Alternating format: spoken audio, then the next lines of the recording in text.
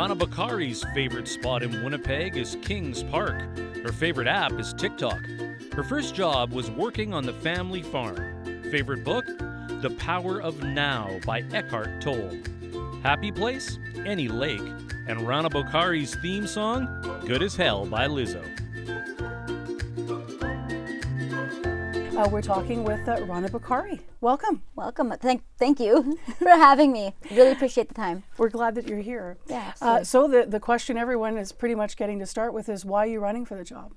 You know, I was hoping after 2014, after 2018, something would actually change in the city. I was hoping that we would be able to walk down the street and not see rampant homelessness and poverty and all those critical issues that are basically trickling down to all areas of the city. And I haven't seen that change. I think it's time for a woman.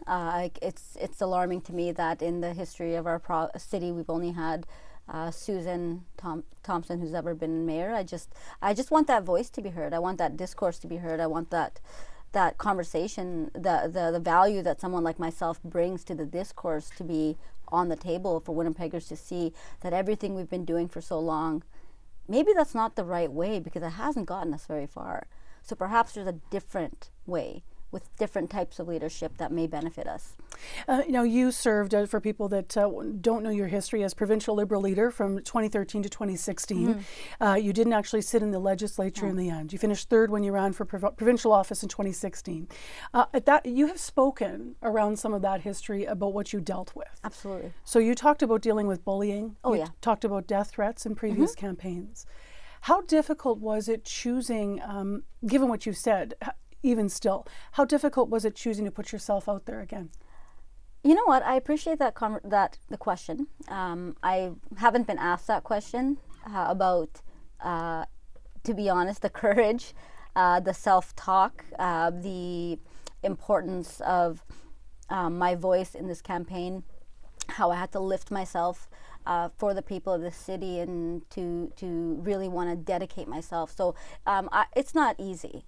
It's definitely not easy, but I believe in the vision. I believe that there has to be something different for our city. I can't, someone like me who is by nature a public servant, like that is absolutely who I am. I find it very difficult to sit back, and sometimes I'll put my own feelings aside to be able to do that. But no, it wasn't easy. It's definitely, I've had to work through some very difficult moments, but here I am. So your language, I think you see yourself as sort of a natural, did you say public servant? I actually have a character question. What would your friends and family say is your best leadership quality? I think it's just that. I'm a public servant. I believe, to be fair, I think it's also a combination of my professional life. I've been a lawyer for 10 years. There's a very specific skill set that comes from that, where you are always looking for solutions. You're always looking for the best path forward. You're always looking for that collaborative approach to resolve an issue. So is that something you think Brian Bowman did successfully? Because I can't help bringing up. Yeah, no, and I actually do. I commend Brian for doing that. I commend Brian for taking over after a Kate's era of absolute, backroom deals, all these negative things, and he has taken very positive steps for the city, but now it's time to just move it the next step forward. Yeah. Now let's get to some of the things you're promising and you're visioning. So you want to reopen Portage and Main if elected. We've talked about that for a while. Why is that important to you? So I think if I can just clarify my position on Portage and Main, because I feel like at times there's confusion about this. So Winnipeggers know that, I believe that many of us know that the barriers on Portage and Main have to come down. They have deteriorated, they are becoming unsafe, so there has to be some rebuild around those barriers to begin with. They're not going to stay exactly how they are. They will come down anyways. So what I said was basically, once they're down, we're not going to spend the millions of dollars to put them back up again. We leave them down, and then because we want an accessible city, we want a city that doesn't have visible or invisible barriers, we remove them. And it's in the best interest of the city. But whereas my conversation is not let's open Portage and Main for the purpose of opening Portage and Main, what I'm saying is for us to declare ourselves an accessible city, which is my vision, So the it's most actual accessible. physical accessibility It's the physical to you, accessibility. and it's the infrastructure And cost it's of the rebuilding infrastructure those cost. barriers. And I don't believe, as a steward of the public purse, that is a good cost. It's a good way to spend taxpayer money dealing with rebuilding a barrier when we have all of these other issues we need to be dealing with. What do you think of the current state of downtown Winnipeg? With all due respect, I think it's shameful. And I think that it is evidence of social failures in our city. I think the fact that we have poverty-stricken, homelessness, the likes of drugs we probably haven't seen in many of our lifetimes, that meth, the mixture of whatever that is, the meth and fentanyl or whatever this new drug is that is consuming people. And we haven't been able to address it. How and would it is you address shameful. it?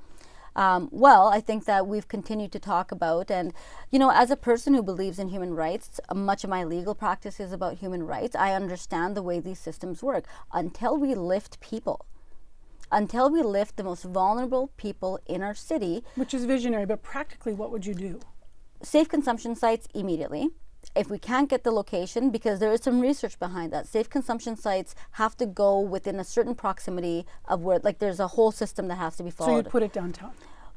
Depending on where, it would be wherever the closest proximity to where they're happening right now. But in the interim, we definitely would want a mobile site up and running immediately right after the election. We need people to find a safe space to go, because when they have a safe space to go, that where they're able to get treatment, and any of the services that they require in that one spot, those same individuals won't be in the backyards of Winnipeggers breaking into cars, stealing catalytic converters, harming them, walking around with knives. This is a public safety issue. So are you connecting the crimes that happen directly to that population of people?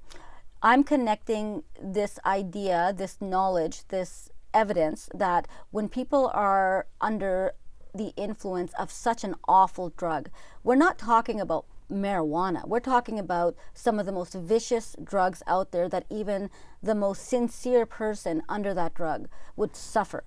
And that just by its nature would cause a lot of crime issues. We have a minute left, and I want to get two more questions Okay, in. let's go. So one is, you said you're running to ensure young people don't leave Winnipeg. What's the number one thing that, in your plan, if you're mayor, that would keep a young person in Winnipeg specifically? Vision, having a vibrant downtown, making sure that we're a city that values climate justice, human rights issues. The youth of today will never ignore what I'm speaking about right now because they believe in it. I have heard it from them. And how do you've used the word vision, but how do you articulate your vision for Winnipeg? How do you see Winnipeg 5 years down the road, for example? From everything from transit, I don't envision a city without LRT all the way stripped down Portage Avenue.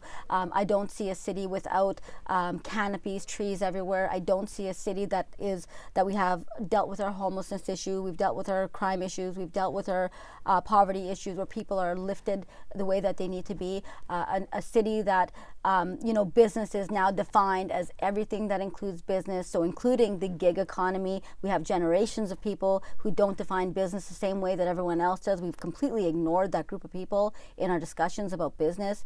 Downtown vibrancy, of course it's important, but we are a full city.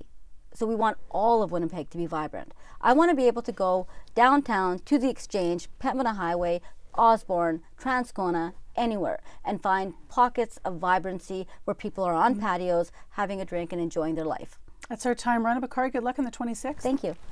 Thank you. Thank you.